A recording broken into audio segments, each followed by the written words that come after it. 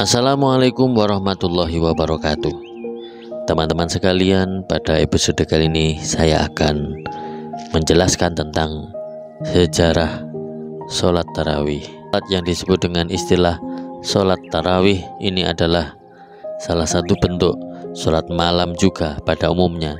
Dia menjadi khusus karena memang pengerjaannya hanya disyariatkan di malam-malam Ramadan.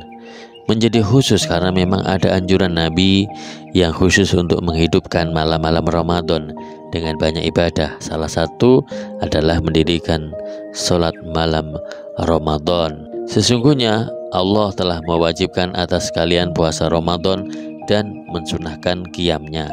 Hadis riwayat An-Nasai. Abu Hurairah radhiyallahu an meriwayatkan bahwa Nabi memberikan motivasi kepada kita untuk melaksanakan qiyam Ramadan tanpa memerintahkan dengan kuat. Hadis riwayat Al-Bukhari.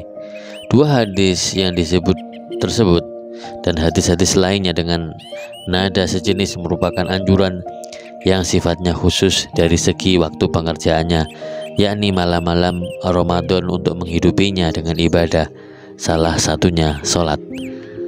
Dan di sisi lain, hadis-hadis sejenis juga adalah anjuran yang sangat umum sekali bahwa Nabi menganjurkan untuk menghidupi malam Ramadan dengan ibadah, tapi tidak ditentukan jenis ibadah apa. Begitu juga sholat yang dianjurkan untuk dilakukan di malam-malam Ramadan tersebut. Tidak pernah ada sebutan yang eksplisit tentang jumlah rakaat dan firman sholat yang bagaimana harusnya. Jadi anjurannya umum untuk semua jenis ibadah dan dengan jumlah rakaat yang tidak ditentukan. Akan tetapi dia khusus dari sisi bahwa memang anjuran ini hanya untuk malam-malam Ramadan. Hasilnya para sahabat ketika itu menjalankan apa yang dianjurkan dengan format yang tidak teratur dan tidak terkomando dengan runutan yang sama. Sebagian mereka melakukannya di rumah, sebagian lain melakukan di Masjid Nabawi. Mereka yang di Masjid Nabawi pun mengerjakannya tidak dengan alur yang sama. Ada yang mengerjakan dengan sendiri-sendiri dan ada juga yang mengerjakan dengan berjamaah. Yang berjamaah pun berbeda-beda jumlahnya. Ada yang berjamaah dengan 5 orang, ada juga yang berenam atau bahkan lebih sedikit dari itu, sesuai dengan bacaan siapa yang ia suka. Imam itulah yang ia ikuti. Itulah yang diceritakan oleh Sayyidah Aisyah, istri Nabi, yang kemudian direkam oleh Imam Ahmad dalam musnadnya. Dari Sayyidah Aisyah radhiyallahu anha, beliau berkata, orang-orang melaksanakan sholat di masjid Rasulullah di malam-malam Ramadan itu berpisah-pisah. Mereka mengikuti orang yang punya hafalan Quran untuk dijadikan imam sholatnya. Ada yang berjamaah dengan 5 orang, ada juga yang berenam atau lebih sedikit atau bahkan lebih banyak dari itu. Itulah respon yang dilakukan oleh para sahabat terkait dengan adanya anjuran menghidupi malam-malam Ramadan dengan ibadah. Mereka datang ke masjid dan melakukan sholat dengan jamaah yang berpisah-pisah. Itu berarti bahwa sholat di Masjid Nabawi itu memang tidak dihadiri oleh Nabi yang memilih sholat di dalam rumahnya. Karena kalau saja Nabi ada di dalam masjid, niscaya seluruh sahabat yang berada di dalamnya pun akan menjadikan beliau imam sholat mereka, karena tidak ada yang lebih baik daripada Nabi. Sampai akhirnya beliau, termasuk Sayyidina Anas radhiyallahu anhu, karena memang beliau yang memulai duluan dan diikuti oleh banyak orang. Agak lama berdiri Nabi di sholat tersebut, namun ketika beliau sadar bahwa beliau diikuti oleh banyak orang di belakang, termasuk oleh Sayyidina Anas, beliau percepat sholatnya dan setelah selesai sholat, beliau masuk rumah lagi dan meneruskan sholatnya di dalam. Dan sholat yang dilakukan di rumah itulah sholat yang sangat lama berdirinya. Karena sebab itulah Nabi tidak meneruskan di masjid, karena khawatir memberatkan mereka-mereka yang sudah menjadi makmum di masjid. Ini cerita yang diriwayatkan oleh Imam Al-Marwadhi. Ini cerita yang diriwayatkan oleh Imam Al-Marwadhi dalam kitabnya yang masyhur terkait dengan periwayatan qiyam Ramadan, dan juga oleh Imam Ibnu Huzaimah dalam kitab Sahihnya. Dari Sayyidina Anas bin Malik, Rasul suatu waktu pernah salat di bulan Ramadan. Lalu aku berdiri di sampingnya menjadi makmum dan kemudian diikuti oleh yang lain. Lalu nambah dan nambah terus menjadi makmum yang banyak. Ketika Nabi menyadari kehadiranku dan orang-orang menjadi makmumnya, Nabi mempercepat sholatnya. Kemudian ia kembali ke dalam rumah. Ketika ia di rumah, ia melakukan sholat yang berat. Ketika pagi datang, kami bertanya kepada Nabi, "Ya Rasulullah, apakah kau khawatir memberatkan kami?" Nabi menjawab, "Iya, itu yang membuatku melakukan itu, mempercepat dan meneruskannya di rumah." Hadis riwayat Ibnu Huzaimah. Terkait dengan beberapa sahabat yang melakukannya di rumah, yakni melakukan sholat malam Ramadan di rumah, Nabi pun memperbolehkan dan tidak mengingkari itu. Terbukti ketika Nabi ditanya oleh sahabat Ubay bin Ka'ab yang ternyata sholat malam Ramadan di rumah menjadi imam untuk orang-orang di rumahnya. Masih dari kitab yang sama, yakni kitab Qiyam Ramadan yang disusun oleh Imam Al-Marwazi, disebutkan tentang sahabat Ubay bin Ka'ab. Dari Jabir bin Abdullah disebutkan bahwa Ubay bin Ka'ab datang kepada Nabi kemudian bertanya, "Wahai Rasul, semalam ada sesuatu yang di rumahku." Nabi bertanya, "Apa itu?" Beliau menjawab, "Wanita-wanita di rumahku mengaku tidak punya hafalan Quran, maka mereka sholat menjadi makmumku di rumah, dan aku pun sholat menjadi imam mereka dengan 8 rakaat. Nabi pun diam seakan memberikan isyarat ridho." Hadis riwayat Al-Marwazi. Begitu juga dengan Nabi yang disebutkan dalam beberapa riwayat. Nabi mengajak orang rumahnya untuk mendirikan malam Ramadan dengan sholat malam. Setidaknya Nabi pernah dalam 4 kali mengumpulkan keluarga untuk sholat malam bersamanya. Dari Anas bin Malik mengatakan bahwa Nabi mengajak istrinya malam 21 Ramadan untuk sholat malam sampai sepertiga malam. Kemudian beliau ajak lagi di malam ke-22 dan sholat bersamanya sampai pertengahan malam. Lalu di malam ke-23 mereka sholat malam sampai 2/3 malam. Kemudian Nabi juga mengajaknya lagi untuk sholat di malam 24 dan mereka sholat malam sampai subuh, dan Nabi tidak lagi mengajaknya kemudian. Hadis-hadis yang disebutkan tersebut sebetulnya menjadi informasi bagi kita bahwa memang syariat sholat malam di malam-malam Ramadan ketika awal-awal pensyariatannya masih berupa anjuran umum, dan datangnya Nabi kepada sahabat yang sedang beribadah di Masjid Nabawi lalu mengikuti jadi makmum beliau, dan sholatnya beliau sendirian di rumah, lalu di malam berikutnya mengajak istri untuk berjamaah, memberikan banyak informasi dasar tentang sholat malam di Ramadan. Pertama, itu berarti sholat malam di Ramadan waktunya tidak pernah ditentukan, apakah ia di awal atau di tengah atau di akhir. Kedua, sholat malam yang dikerjakan di malam Ramadan itu tidak diharuskan dikerjakan sendiri atau berjamaah. Keduanya boleh dilakukan. Nabi pun melakukan keduanya. Ketika Nabi tidak ingin memberatkan umatnya, dalam keadaan sendiri Nabi mengerjakan sholat dengan pengerjaan yang lama. Tapi ketika ia mengerjakan di masjid lalu sadar diikuti oleh para sahabat di belakangnya, Nabi mempercepat itu agar tidak memberatkan. Keempat, riwayat yang sampai kepada kita terkait awal-awal pensyariatan Qiyam Ramadan tidak pernah disebutkan ada batasan jumlah rakaat, baik itu minimal atau maksimal, tidak diriwayatkan secara eksplisit oleh Nabi. Sampai akhirnya di ujung bulan Ramadan Nabi keluar lagi di rumahnya menuju Masjid Nabawi dan sholat bersama sahabat-sahabat Nabi yang sejak awal bulan Ramadan sudah beribadah di dalamnya. Dan itu terjadi di malam ke-23, 25 dan juga 27 dengan waktu sholat yang lamanya berbeda-beda. Dari Abu Dzar berkata, kami berpuasa bersama Nabi di bulan Ramadan dan beliau tidak pernah menghidupkan malam Ramadan bersama kami di masjid kecuali ketika pada malam ke-23 beliau sholat bersama kami sampai sepertiga malam. Di malam ke-24 beliau datang kepada kami dan malam ke-25 beliau datang menjadi imam sholat kami sampai setengah malam.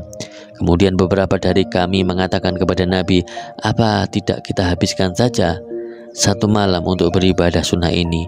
Kemudian Nabi menjawab, siapa yang sholat malam bersama imam maka seluruh malamnya dihitung sebagai ibadah. Dan beliau tidak datang kepada kami di malam 26 dan datang lagi di malam ke-27. dan di malam itu kami sholat bersama beliau dengan manusia yang banyak dan sholat yang lama sampai kami khawatir melewatkan sahur.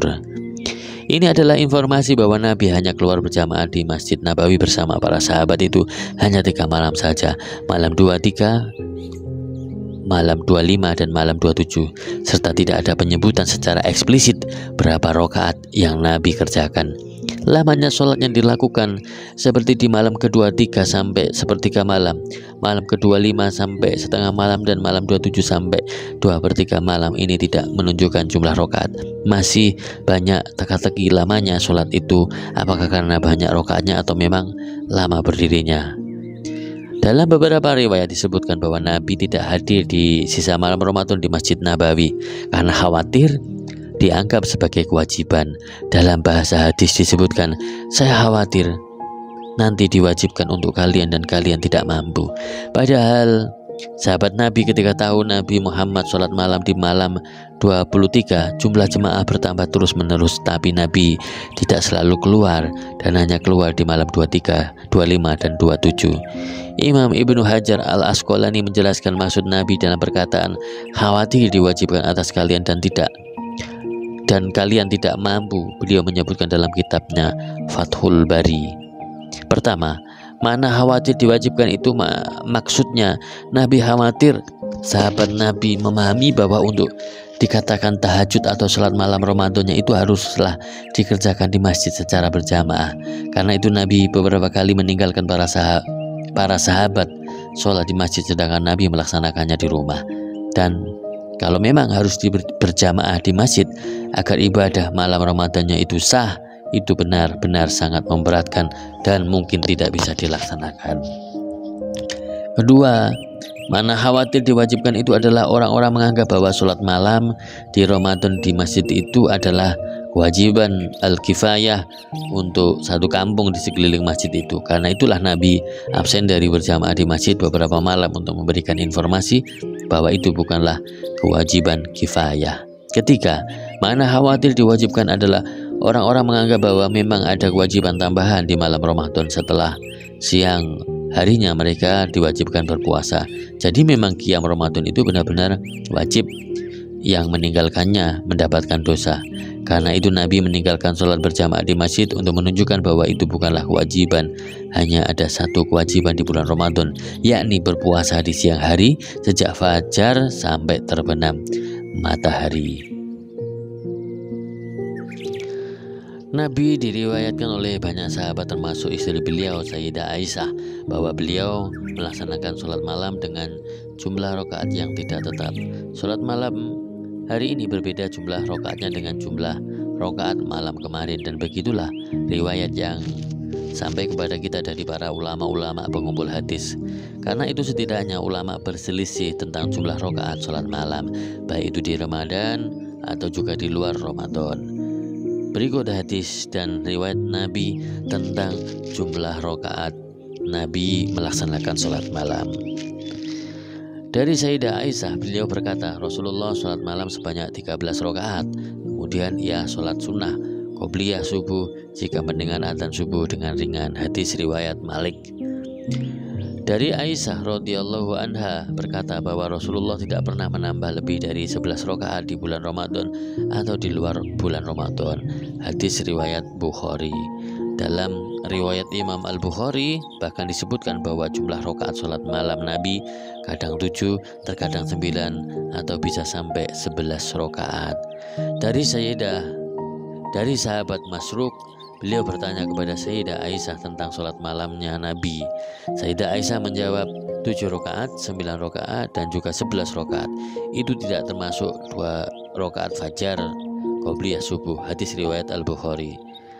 Dari banyaknya riwayat terkait jumlah rakaat yang dikerjakan Nabi dalam sholat malam, yang mana itu tidak disebutkan pasti, tapi jumhur ulama menganjurkan untuk dilakukan dalam format 2 rakaat 1 salam, sebagaimana disebutkan oleh Nabi sendiri dalam sabdanya, sholat malam itu 2 rakaat, 2 rakaat. Jika kalian takut akan datangnya subuh, maka sholatlah 1 rakaat witir sebagai penutup. Muttafaq alaih. Tapi Tidak juga mengapa melakukan dengan format yang berbeda dari 2 rakaat 1 salam, yakni dengan format 4 rakaat langsung 1 salam. Toh pernah juga diriwayatkan bahwa Nabi melakukan sholat malam 4 rakaat, sebagaimana disebutkan oleh Sayyidah Aisyah. Dari Aisyah radhiyallahu anha berkata bahwa Rasulullah tidak pernah menambah lebih dari 11 rakaat sholat di bulan Ramadan atau di luar bulan Ramadan. Beliau sholat 4 rakaat, jangan ditanya tentang kebagusan dan panjangnya. Kemudian beliau sholat 4 rakaat lagi dan jangan juga ditanya tentang kebagusan dan panjangnya. Kemudian beliau sholat 3 rakaat. Hadis ini kemudian dikomentari oleh banyak ulama bahwa maksud Nabi sholat 4 rakaat itu tidak diartikan bahwa Nabi sholat dengan format 4 rakaat 1 salam, akan tetapi maksudnya adalah Nabi tetap sholat 2 rakaat 1 salam. Hanya saja ketika itu sudah 4 rakaat, Nabi tidak langsung berdiri lagi, melainkan beliau istirahat. Jadi maksudnya 4 rakaat itu adalah Nabi setiap 4 rakaat istirahat, sholatnya tetap dengan format 2 rakaat 1 salam. Terlepas dari banyaknya perbedaan riwayat tentang berapa jumlah rakaat sholat malam Nabi, akan tetapi kita mendapati secara eksplisit dan terang sekali bahwa sholat malam Nabi selalu lama dan panjang berdirinya. Di beberapa riwayat yang sudah disampaikan tersebut, beberapa sahabat bercerita bahwa Nabi memulai sholat malam dan berakhir di sepertiga malam. Di malam selanjutnya berakhir di pertengahan malam. Di malam selanjutnya malah sahabat khawatir tidak bisa sahur karena saking lamanya. Ini berarti memang sholat malam Nabi itu selalu lama. Bahkan disebutkan oleh Imam Nasai dalam kitab hadisnya tentang pengakuan sahabat Hudzaifah yang menyebut bahwa beliau sholat bersama Nabi suatu malam, dan dalam 1 rakaat itu Nabi membaca surat Al-Baqarah, surat Al-Imran, dan surat An-Nisa. Dari Hudzaifah bahwa Nabi membaca surat Al-Baqarah, Al-Imran, dan surat An-Nisa dalam 1 rakaat. Setiap melewati ayat rahmat, Nabi memohon, dan setiap melewati ayat azab, Nabi meminta perlindungan. Kemudian di dalam kitabnya Fathul Bari, Imam Ibnu Hajar Al-Asqalani memprediksi dengan adanya pengakuan tersebut bahwa berdirinya Nabi dalam sholat malam di 1 rakaat itu sekitar 2 jam. Begitulah kira lamanya waktu yang diambil karena saking lamanya berdiri. Bahkan disebutkan dalam riwayat Imam Al-Bukhari tentang pengakuan sahabat Ibnu Mas'ud yang menyebut bahwa dirinya hampir saja ingin duduk dan keluar dari sholat jemaah yang diimami oleh Nabi karena sebab lamanya berdiri, lama sekali. Dari Abdullah bin Mas'ud, beliau berkata, aku sholat bersama Nabi dan Nabi masih saja berdiri sampai aku ingin melakukan sesuatu hal yang buruk. Kami bertanya, apakah yang akan kamu lakukan?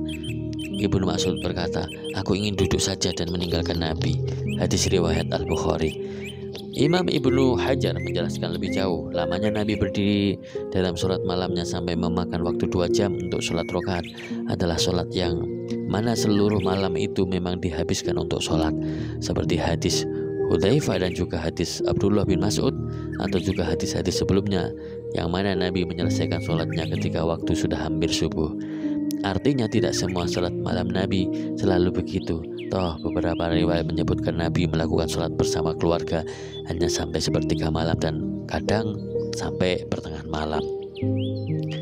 Pada intinya bahwa memang Nabi dalam sholat malamnya selalu lama berdiri serta ruku dan sujudnya pun lama.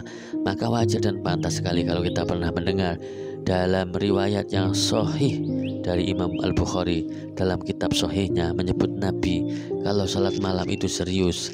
Saking seriusnya kaki Nabi sampai memar karena sholat.